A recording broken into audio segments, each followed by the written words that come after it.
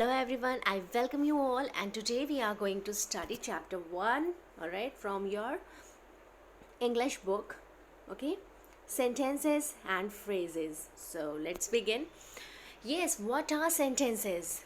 Sentences are group of words that make complete sense by itself. Or in simple words, you can say that sentences are group of words that make complete meaning. All right. So yes, John works hard. Now in this example, what is written here? John works hard. It is a group of three words, right? And it's giving you full meaning, right? How does John work? How does John work? Yes, he works hard. All right, he works hard means you are getting a sense that he works hard. There is a person named John and he works hard. All right, the next one is I like to read books. Here again you are getting a sense by these group of words that yes, I like read books. So let's come to the features of sentences. Sentences is a group of words that makes complete sense. You get complete meaning, and if you are not getting complete meaning by those group of words, then it cannot be sentence. All right. And the second one is it begins with a capital letter. You all can see in the first example John. All right, so the first word of John, you all can see this alphabet J. It's right, the first alphabet of John, it's starting with capital letter. So you have to keep in your mind that the first letter of the sentence always starts with a capital letter, and if you notice, then you will find that it ends with a full stop. And if it is an interrogative sentence, then it ends with a question mark, and if it is an exclamatory sentence, then it ends with the exclamation marks. All right, so these are the features of sentences. Moving to the next slide. Yes, this is the arrangement of sentence. So yes, subject, verb and object, these things play very important role while making a sentence. For example, here in the first sentence you all can see children love chocolate. Here children plural, it's a present indefinite tense. Why? Because we had used here the first form of the verb, that is love. Children love chocolate in the first one. So who love chocolate? All right, what is loved by children? That is chocolate. So chocolate is object, and who love chocolate? That is children. So children is subject and love is verb here. The second is birds are chirping. So who are chirping? That is birds. So bird is subject, are is verb, and chirping is object. Moving to the next one. Now come to the parts of sentence. As we had already discussed many times, that is a sentence is made up of two parts, that is a subject and a predicate. So come to the point, what is subject? Subject is the first part of sentence that tells us sentence is about.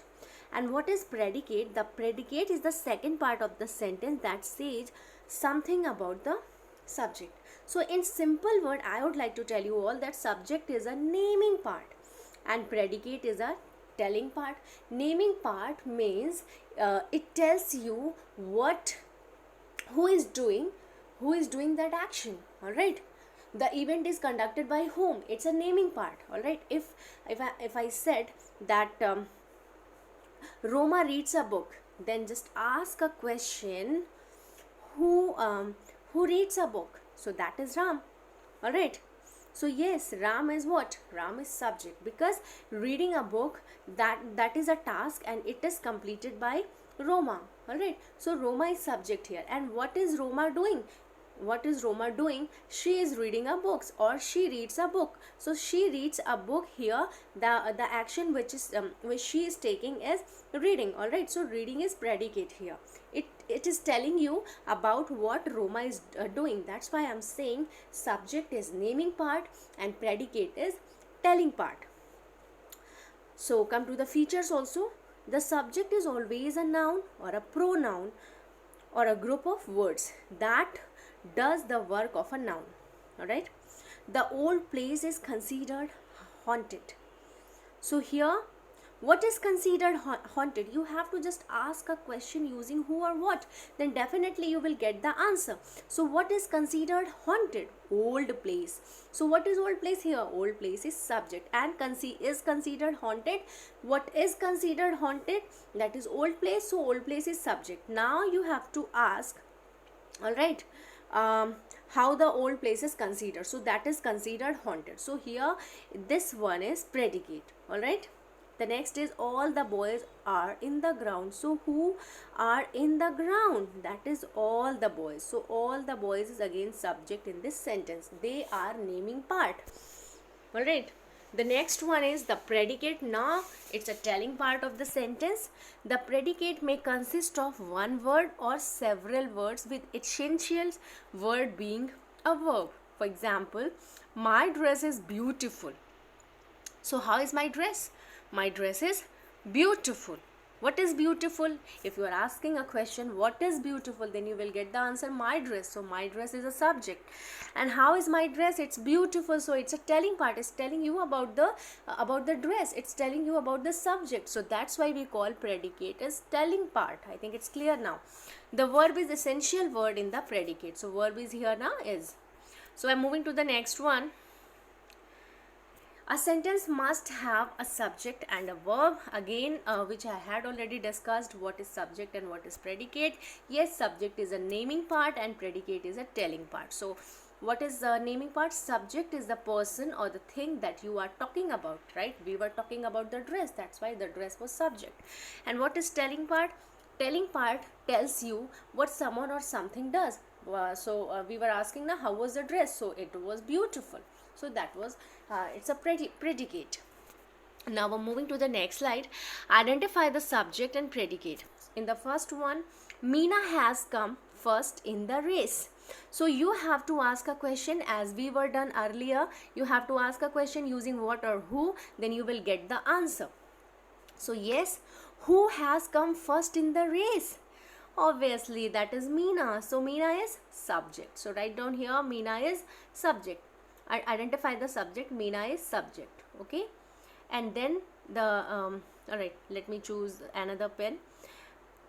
Yes, that is predicate. You have to find out. Now you have to ask, Meena has come first in the race. So yes, Meena is a subject and has come first in the race is predicate.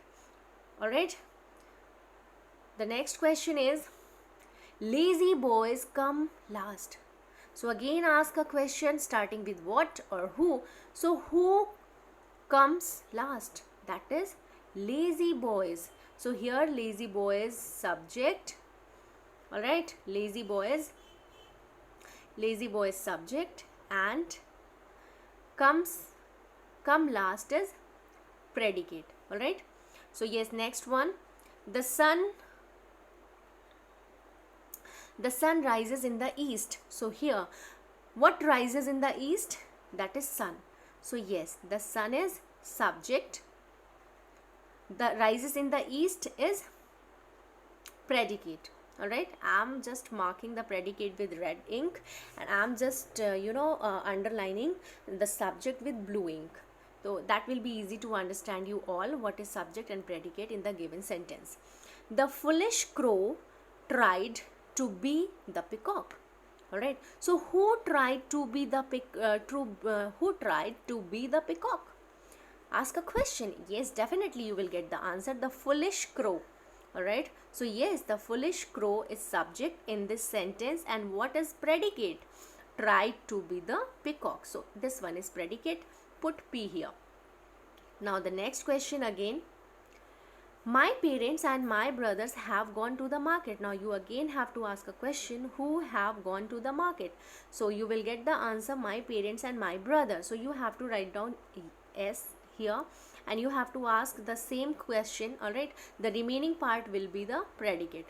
All right, so it is the easiest way to find out what is subject and predicate. Just ask a question from the sentence using who or what, then definitely you will get answer. All right, so here, I have met Raman's father.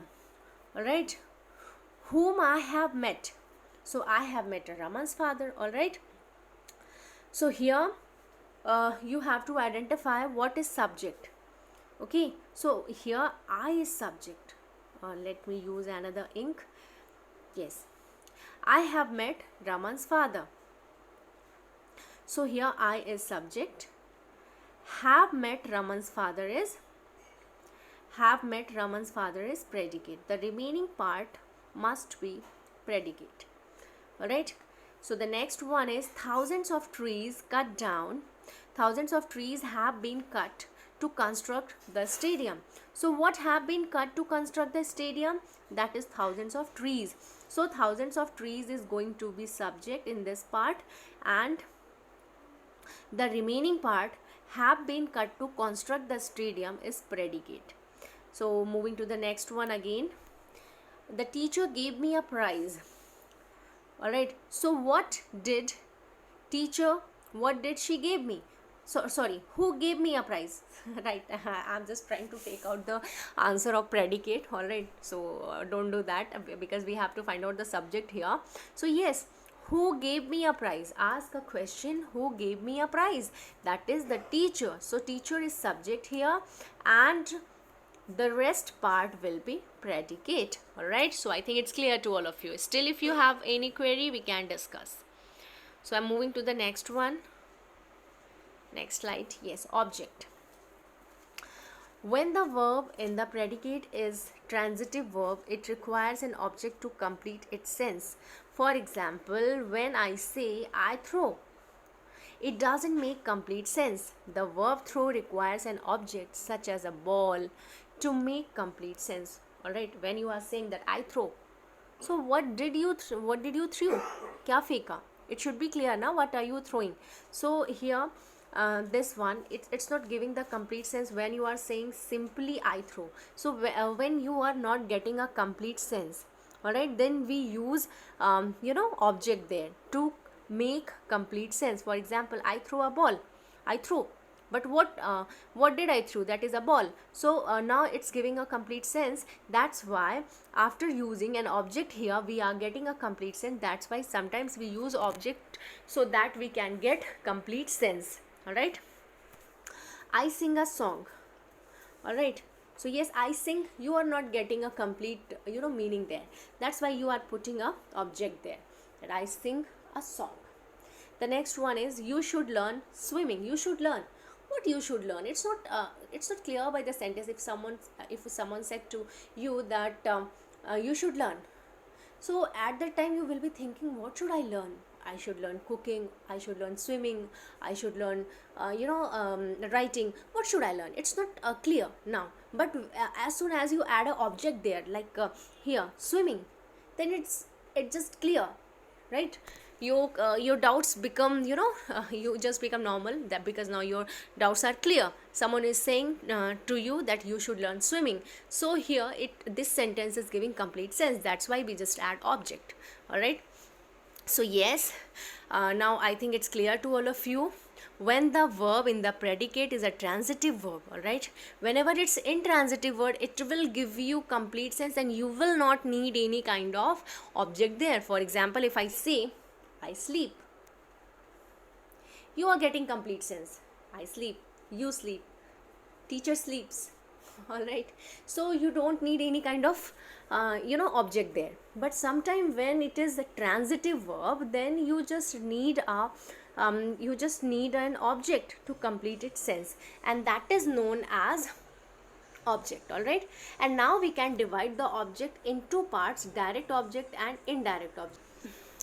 Alright, so the teacher gave sweets to the children. So yes, now you have to now I'll tell you how you can easily identify what is direct object and what is indirect object. For example, the teacher gave sweets. Then ask a question starting with what? Ask a question starting with what? Alright, the teacher gave sweets. What do the teacher, it's a gave now, so it's going to be past indefinite tense. So just ask a question, what did the teacher give? What did the teacher give?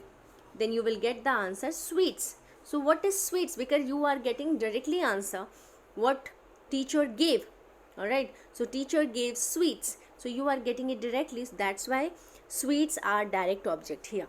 And whom she had given sweets, she had given sweets to the children. That's why children is indirect object. All right. Here the verb takes two objects, sweets and children. The noun answering what after the verb is called direct object means you have to ask a question with verb, then you will get the answer. And you have to ask a question starting with what. The noun naming the person or whom something is done is the indirect object of the verb, like the children is here. The next, circle the direct objects and underline the indirect objects if any in the following sentences. So let's do. I bought a cycle for my brother. Alright. So yes, what? Start with what? Okay. If you wanted to know what is direct object, then you have to start a question using what? What I had bought, alright, for my brother. So I had bought a cycle. So cycle is direct object. So just circle the cycle. Alright. You can do it well in your book. Okay. So yes, the next is whom. For whom he had bought the cycle? For my brother. So just underline the indirect objects. The next one is the teacher told them a story. Who? What teacher told them? All right, that is a story. So story is direct object. And whom the teacher told story? Them. So them is, them, underline them. Them is an indirect object. All right.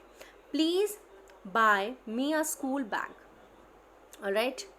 So what should I buy? A school bag. So school bag is a direct object. And from whom we have to buy, that is me. So me is indirect object here. The next is she gave a good advice. Just ask a question.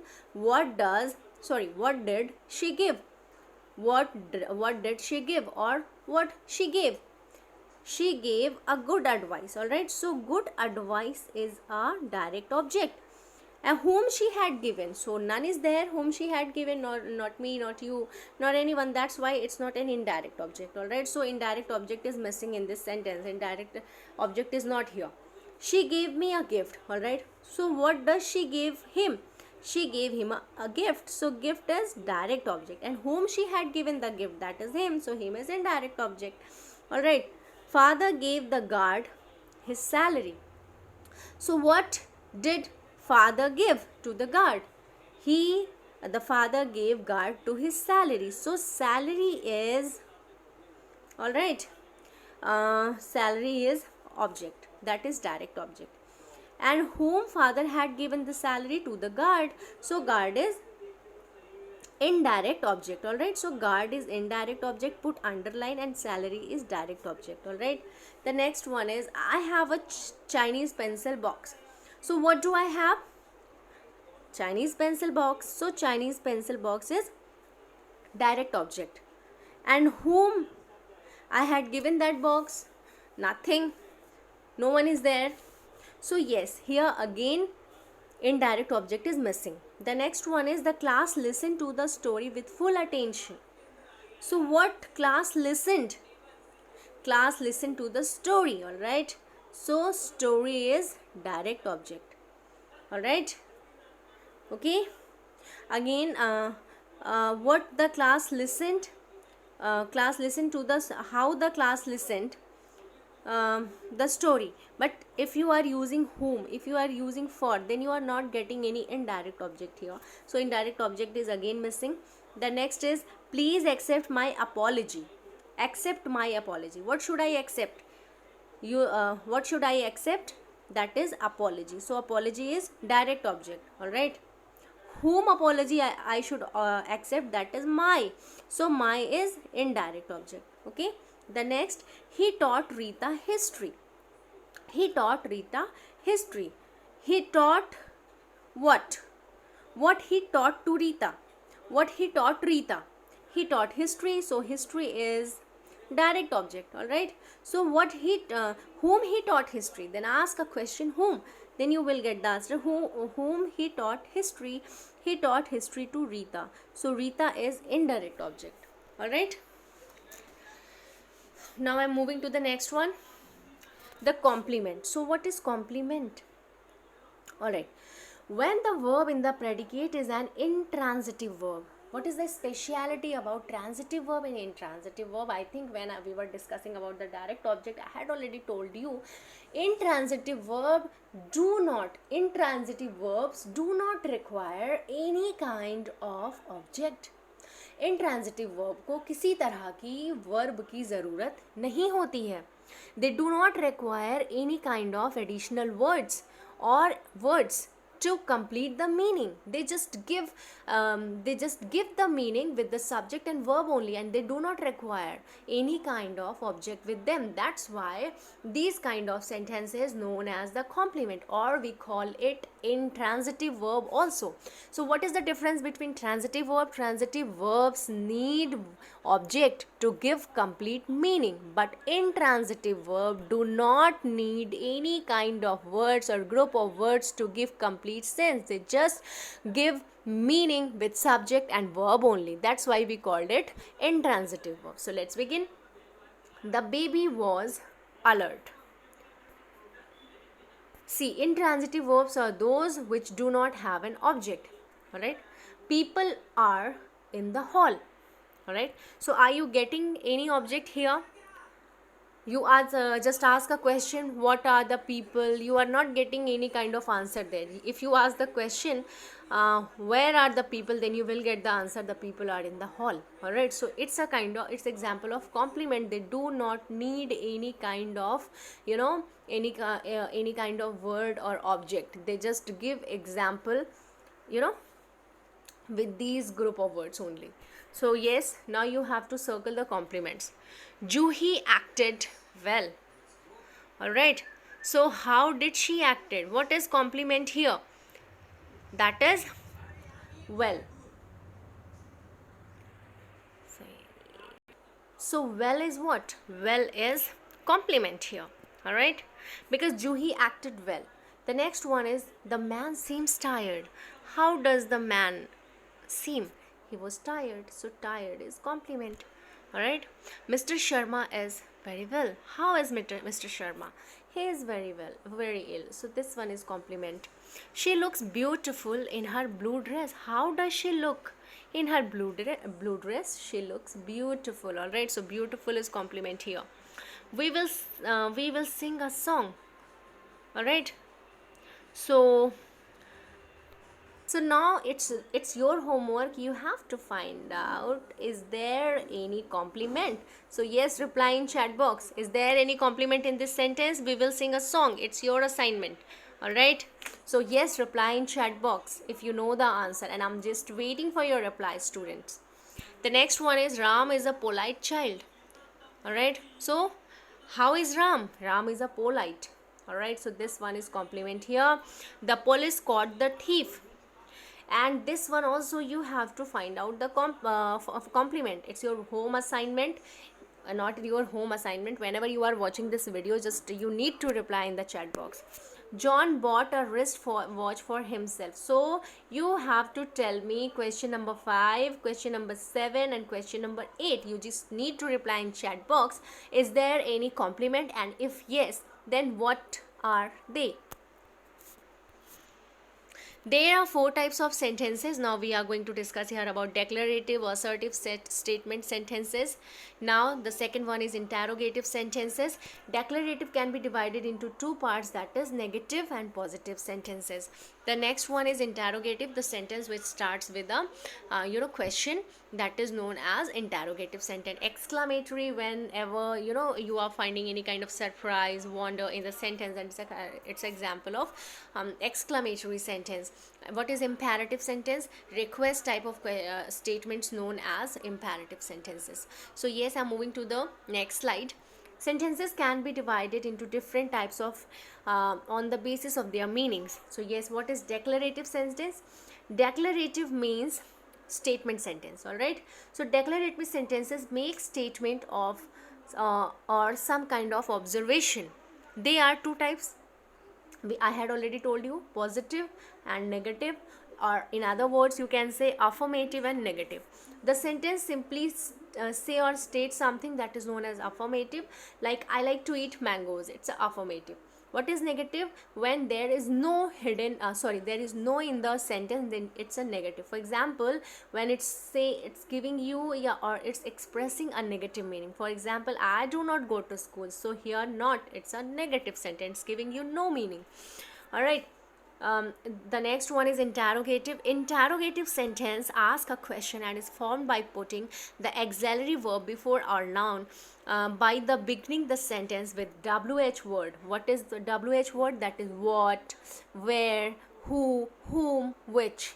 All right, and ending it with a question mark. So here you can you all can see, don't you like reading? It's not a WH word type statement or sentence. It's a sentence that is started with helping verb, don't you like reading. All right, and at the last you will see here a question mark. Moving to the next slide. What is imperative? Imperative sentences express request, command, means requesting sentence, commanding sentence, and advices sentence, suggestion sentence, that is known as imperative. In such sentences, the subject is invariably or second person pronoun which is generally implied. For examples, go to your room, it's a command, just go. Please don't call me, it's a request because you are using please. Exclamatory. Such sentences express sudden, strong feeling like surprise, delight, disgust, and grief. An exclamatory sentence ends with an exclamation mark. This is known as exclamation mark. So I'm moving to the next slide. Tick the correct option to identify the given sentences, then add punctuation mark accordingly to the end. So yes, how beautiful is the day? Can you identify which kind of sentence it is? Yes, this one is imperative, so just tick it, and you have to use punctuation according to the sentence. So just use this punctuation, that is exclamation mark. All right. The next is Sachin is a great cricketer. It's normal declarative sentence or statement sentence, affirmative sentence. So just we put tick here and we just add full stop. The next is what on earth are you doing? That is question question sentence. So we will just stick on interrogative and we put question mark here. The next is I cannot believe him to be the murderer. I cannot believe him. Here not is we are using not, so it's a kind of declarative sentence but negative declarative. So what will be put here? Full stop. All right. The next is do you want coffee? So yes, it's starting with helping verb, it's an interrogative, so just tick here and you have to add question mark. Cats catch mice. It's a simple sentence, it's a declarative sentence, so just tick here on declarative and you have to put here full stop. The next is elephants have a good memory. All right, elephants have a good memory, simple sentence, that is a declarative sentence, and again put full stop here. What a beautiful view of the mountain. Here's a surprising sentence. So what will we do? We just tick on exclamatory, and yes, we need to put this mark, exclamation mark. So yes, thank you so much for watching, students, and you need to reply the question which I had asked in the comment box below. And yes, if you like the video, like and subscribe.